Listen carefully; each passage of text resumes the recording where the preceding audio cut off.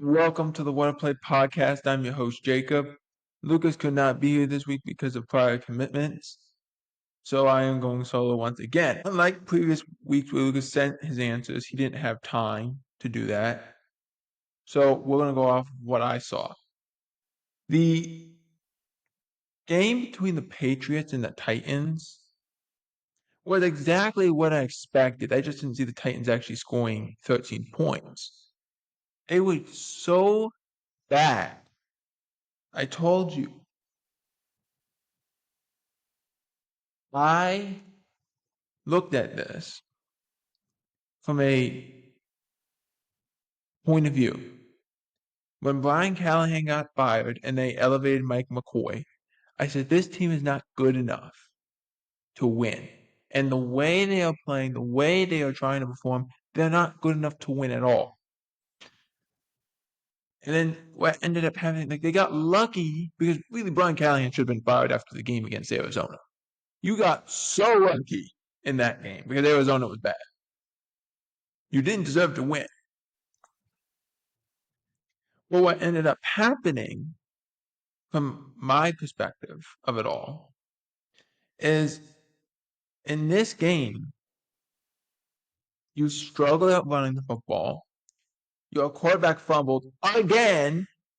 He has a fumble that goes for a touchdown to the point the Patriots are just playing with you. They're just, they made it a blowout at the end, but even when it was at halftime and it was 17-13, it didn't feel that close. I said this before in NFL World when this game ended, that on Monday when I recapped it, I should say, they're in complete fire sale mode. I'm talking about the Titans. They're in complete fire sale mode. They have to be. They have to be. They have mentioned like, okay, Simmons, we're not trading him, even though that might change depending on how next week goes. I really think they should trade him because you can try to get as much assets as you can, and it would benefit your team in the long run. It's also, I was trying to live with this on Sunday when Jake Glazer was saying how this is such a great job. And I know that's Jay's responsibility. And I get being an insider is a really hard responsibility to deal with. It's not a great job. You got Cam Ward. Okay, we think he has potential. Well, we've seen it before. He can do certain things well. But this team around him, does he have the weapons? Calvin Ridley's pretty much all he has. They have two good running backs, but they can't really run the football. Their offensive line is not very good. Every time Cam Ward drops back to pass and tries to throw it, he's fumbling, he's getting sacked, he's getting hit. Defensively, you just placed L'Jarius Sneed on injured reserve. You just did that today. So he's going to miss 4 games. So he's probably not going to get traded unless injury settlement happens, which doesn't typically happen during the season like that, but it does happen, I guess. But you don't have to get rid of. At least say, okay, whoever gets this job knows what they're getting into. They're going to bring in certain players. They're going to bring in a total thing. We talked about this when Brian Callahan got fired. And this is a John Madden saying. They could see through a phony. And there's nothing worse than a phony. They need that guy who is not a phony. Remember, how did Zach Taylor get the job in Cincinnati? Get that job. Well, he got that job because Sean McVay.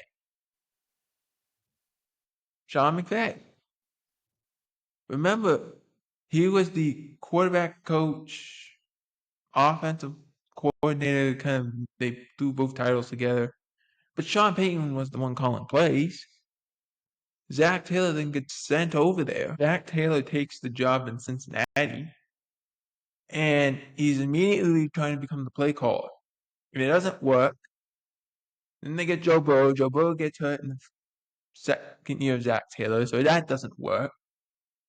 Then Joe Burrow brings the Bengals to the Super Bowl, and I described it that way because it was Joe Burrow, Jamar Chase, T. Higgins, the key contributors of that team. Like they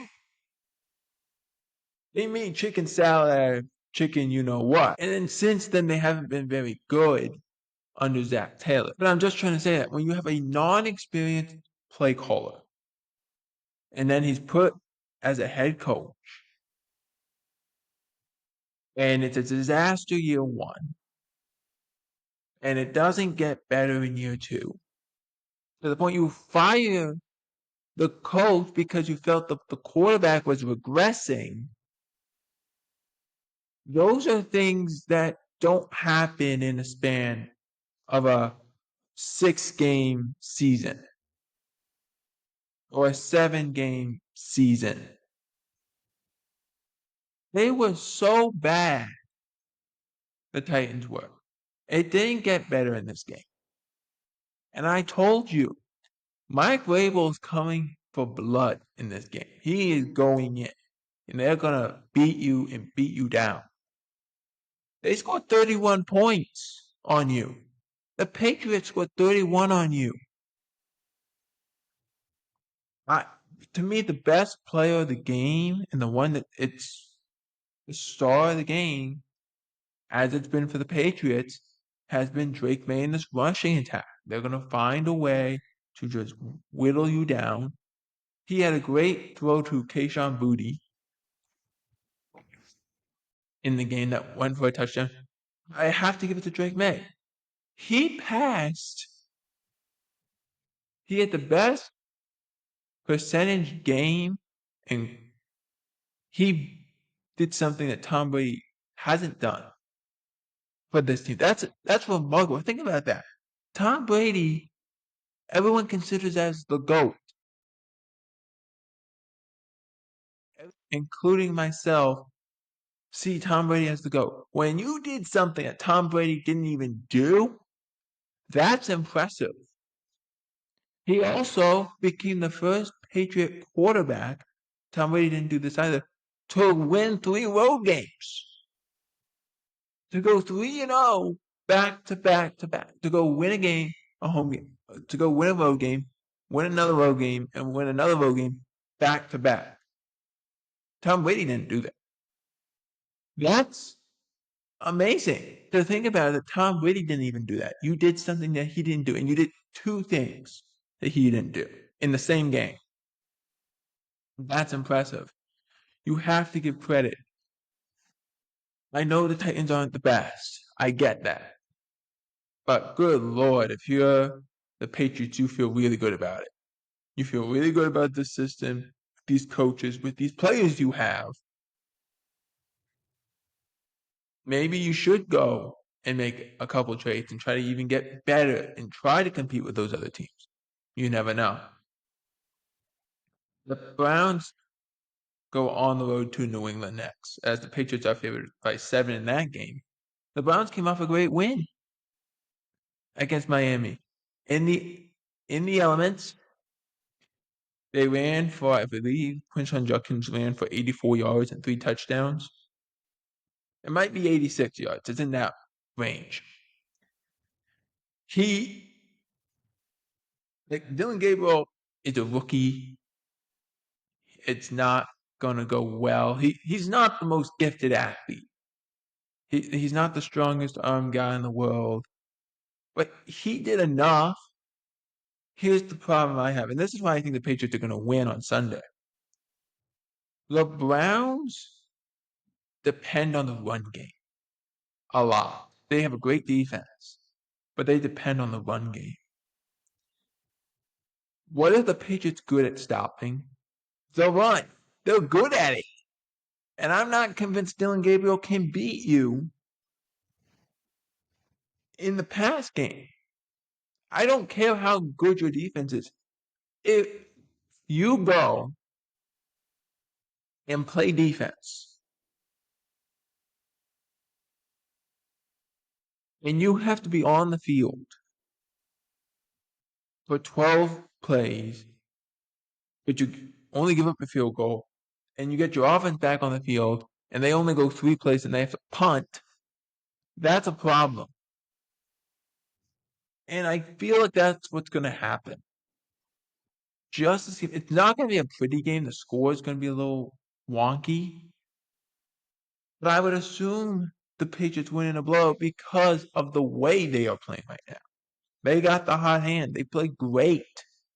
You have to give credit to Mike Vrabel. You have to give credit to Josh McDaniels. You have to give credit to those players. Drake May being the leader of that. They are building something here in a very short period of time, which I describe it like this, but this is a Raiders. This is a Al Davis saying, the commitment to excellence. They used to write that down on like the halls in the Raiders buildings. A commitment to excellence. That's what Vrabel is instilling in this team. And it hasn't been instilled in a very long time. The commitment to excellence. We are going to be committed to excellence. I'm going to go a little off topic here for 1 second. I was watching a Vince Lombardi thing 2 days ago. And Vince Lombardi is saying, he says this, and Bart Starr reiterated it on camera. And he said, this is Bart Starr saying what Vince Lombardi said. Vince Lombardi said, we are going to continuously chase perfection, even though we will never reach it. We will continue to pursue perfection. That's what Mike Vrabel's bringing. That mindset. We're going to chase perfection. We're going to pursue perfection. Even though we won't get it, we're going to pursue perfection. That's what he's bringing. I have the Patriots winning. It's going to be, like he said, a wonky score. It's wonky because I have the Patriots winning in the blowout, but it's going to be a weird game. I just feel it. 20. I'm going to go 20. I know I said a different score. I'm going to go 24-10 here. But it could be closer to 28-10. Now let's talk about the Cowboys. The Cowboys' win against the Commanders was a great win. They had a complete offensive showing. They had a complete defensive showing. The offense is not showing. Dak looked great. He threw for 3 touchdowns. Being put in a group that only consists of Drew Brees, Aaron Rodgers, Tom Brady, and Peyton Manning, he was placed in that category of quarterbacks that have gone 4 games, no turnovers, 3 touchdowns in each game. That's a remarkable stat. He's been so good in the last 4 weeks. The team just has let him down defensively. But they got this win. Their defense looked great. They ran more man coverage. It was more 50-50, which was good. Yes, I know. No Debo. No Terry McLaurin. Noah Brown's on injured reserve. I get that. When your receivers are going against Robbie Chosen, Jalen Lane, who's a rookie, and Luke McCaffrey, it's not going to go very well. We all know this. But it was just the way the Cowboys defense played. They played more man coverage. And I will say that. They played more man coverage, and it worked. They looked more confident. The best example I can give you is the worst part of this defense, and it's all bad. It's all bad. But the secondary looked like they knew what they were supposed to do. The linebackers knew what they were supposed to do. That's the difference. The secondary and the linebackers, who've probably been the worst thing on top of an all bad defense, those two groups, they looked so comfortable what they were supposed to do that they didn't have to worry. They figured out what they were supposed to do. And I'll give you the best example of this. Kenneth Murray we got on Kenneth Murray a lot. He's not the best linebacker in the world. He looked comfortable. A lot of times he looks like he's a little erratic. He looks around like, what am I supposed to do? What am I supposed to do? Am I supposed to blitz? Or I'm going in the wrong gap. I'm doing this. I'm doing that. He's not where he needs to be. And a lot of it is they put too much pressure on him. They're asking him to do too much. I get that. But if you put him in man coverage, he looked comfortable. He was where he needed to be at in pretty much any given time.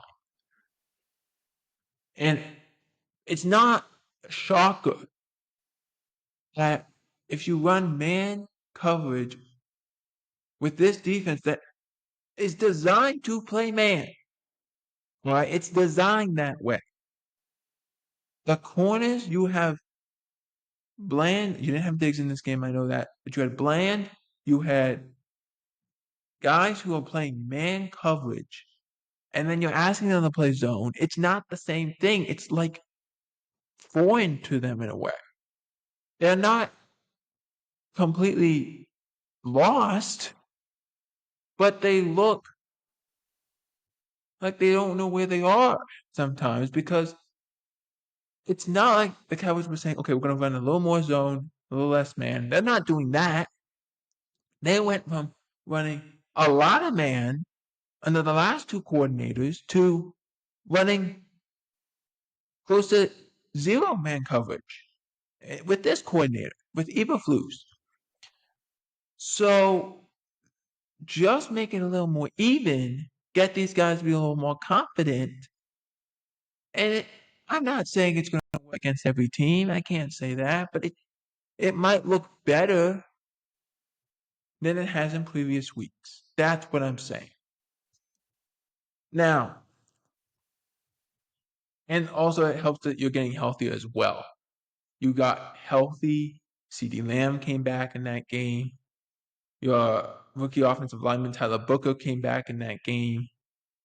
You got healthier, and you're continuing to get healthier with Overshown and the rookie from Southeast Carolina and Savone Rebel, I should say. It's pronounced Savone. And that's helping you out. The return of Cooper Beebe, who's your starting center, will help you out. If you can get those guys in the next couple of weeks, you will be all set. Just figure that out. Get all healthy, and you'll be all set. You need to get healthy. You need to be healthy as much as you can. They've been severely undermanned anyway, but if they can get healthy, maybe there's a chance. Now, I don't know if you can hear that. It's raining behind me. Moving on to this Cowboys Broncos game. No Dre Greenlaw. He got suspended. We mentioned this on Tuesday's show. It was going to be Monday, then it became Tuesday. No Dre Greenlaw. He's suspended after what was being it's hailing now. I don't know what's going on. But the no Dre Greenlaw, he was suspended for how he reacted at the end of the game. His reaction was understood. You cannot do that. Let's be honest. A roughing the passer call that wasn't really roughing the passer. The quarterback jumped, and then you call pass interference when the defender didn't really pass interfere with you at all. He's looking back at the ball. He's not. He's kind of playing post up with, like in basketball, where he's kind of posting up the receiver instead. That's all he was doing. But they called pass interference on that, which it was not. There was concern about how that went down. And obviously, the suspension for Dre Greenlaw was upheld, but that's not the reasoning that caused all this issue. The Cowboys Broncos game, this is going to be fun. Cowboys offense has been really good, but their defense has been bad. Their Denver Broncos offense has yet to play a full game, but their defense has been great. They have a great pass rush. They got two guys. They get pass rush nearly 20% of the time, which is absurd. They got great coverage guys in Surtain and Moss. I would assume Pickens is going to be shadowed by Surtain, and Moss is going to be shadowed by, or Moss is going to shadow CeeDee Lamb. That's what's going to happen. It's going to be a fun game to watch, and I can't wait to see what happens. This run game for the Cowboys is going to have to be really good. I would assume that. I would assume a lot of targets to Jake Ferguson, their tight end. I would assume Bo Nix, if I'm the Cowboys defense, bring the pressure and just try to get him off guard. You know he's going to run, so you just got to limit that as much as you can. But if you're the Broncos, Dak has been really good under pressure. You can, if you get a sneaky blitz, maybe you can get to him. But the Cowboys' offensive line has also been very good. So it's kind of, this is a really exciting game. I can't wait to watch it. The Broncos are favored by 3.5. I have the Cowboys winning because I don't know how to trust the Broncos offense currently. So I have the Cowboys winning 28-27. But I will go back into the Dre Greenlaw suspension very quickly. He appealed the suspension. NFL upheld it because supposedly Greenlaw said something to Brad Allen that was considered insult or threatening.